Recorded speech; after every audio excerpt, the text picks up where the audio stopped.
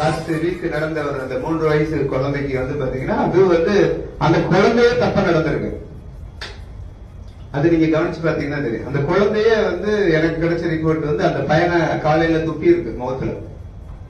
That may be the reason. அதனால வந்து ரெண்டு பக்கமே பார்க்க வேண்டிய ஒரு கட்டாயத்துல நாம இருக்கோம். அப்ப இதுக்கு என்ன பண்ணணும்னு கேட்டீங்கன்னா prevention is better than anything. கியூரை விட prevention.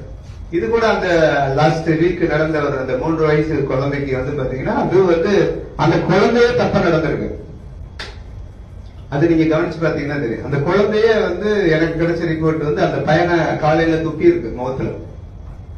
That may be the reason.